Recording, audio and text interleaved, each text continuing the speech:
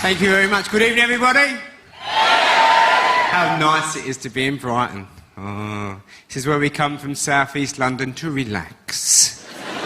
And it does make you relax, come to Brighton, doesn't it? Because you get on the train in South East London, you're all stressed out, and you get to Brighton, you get off the train, and you look down the hill, and all the stresses and strains start to leave you. Quite a lot of the ambition as well. You're barely in Brighton 2 hours and you're starting to think, I'm going to go part-time. Very nice to be here. I actually come from the East End of London. Like most East End kids, I messed up my education because they left the gate open. I went to a tough inner-city comp with low expectations. In the third year, the careers officer turned up and he asked us what we'd like to do with our lives. The most ambitious kid in the class is Gary Hutton, because he wants to drive a van. We erupted. We're like, you dreamer, Hutton. He's never going to drive a van. You have to write to Jimmy Savile for that stuff, man. No kid from this school has ever gone on to drive a van. Come on out, and you know why this school is here. This school is here to produce the people who carry the stuff to the van. Seemed like a long time ago, my school memories. In my 40s now, getting tired, don't go out much anymore. I've reached the point, if I queue up to get into a nightclub, and the bouncer says you can't come in, I just look at him and say, oh, thanks, mate. My feet are absolutely killing me, they are. And I've got a very good book on the go at the moment, I have. It's excellent. Chesil Beach. Because I've got some young friends and they talk me into it. They say, come out the weekend, Mick. Come out, man. Come on. It's mental, man. And I end up going out with them. End up in a queue to get into a nightclub, a queue. They love the queue. Queue's a sign the club is happening, man. Look at the queue. I'm in the queue thinking, we're never going to get a seat in there. I bet it's noisy in there. DJs don't like it if you go up. Do you do requests? Yeah, can you just turn it down a bit for me? Trying to talk to my mate about his divorce settlement over here. Can't actually remember the last time we ended up out. You know what I mean by this, don't you? The fact that in the UK we drink so much, we have different levels of being out, different types. I'll talk you through them. You pop out just to go to the shops, you've got to get a couple of bits, and you bump into a friend who says, should we have a quick drink? And you go, yeah, only a quick one, though, because I'm very busy. 3 hours later, you're still in the pub. And then what happens is the evening people come in. These people are going out properly.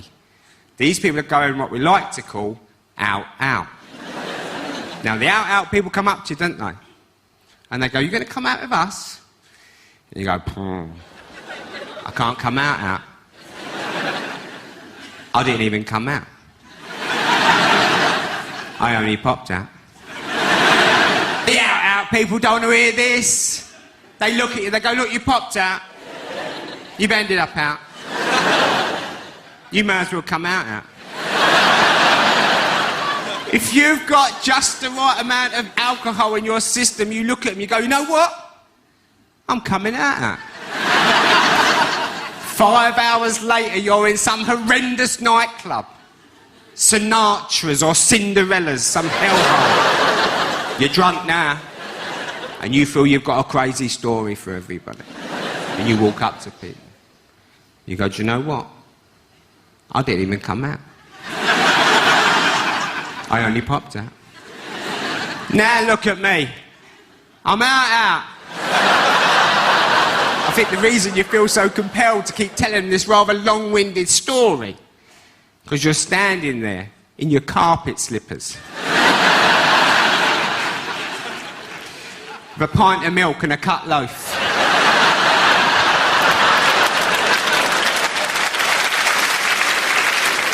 Now, we have dinner parties now. We invite our friends around for the evening, have dinner parties, but sometimes we treat ourselves to a restaurant. My wife's middle class. She loves a restaurant. She likes the ambiance. She would say to me within 5 minutes in a restaurant, "Isn't it a lovely ambiance?"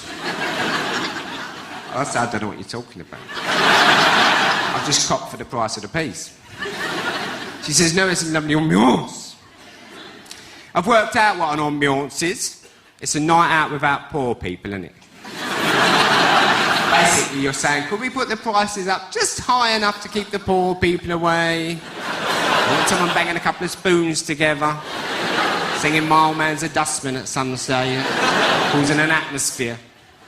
It's the ambiance we're looking for. So, we're in this rather fancy French restaurant.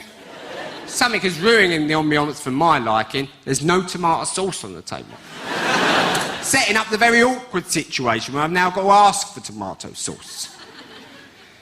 My wife's looking at me. She said, "Please don't ask for tomato sauce."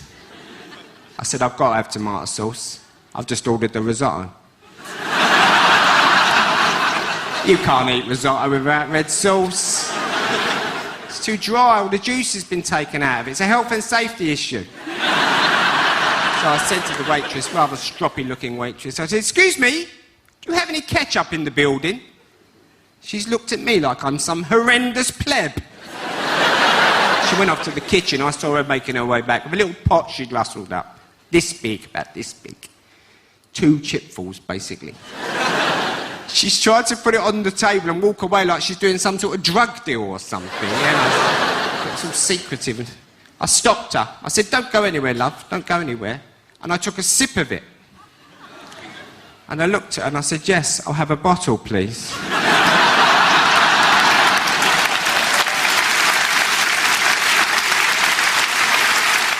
People of Brighton, you've been absolutely lovely. Enjoy the rest of the show. Thank you very much for listening to me. Thank you very much.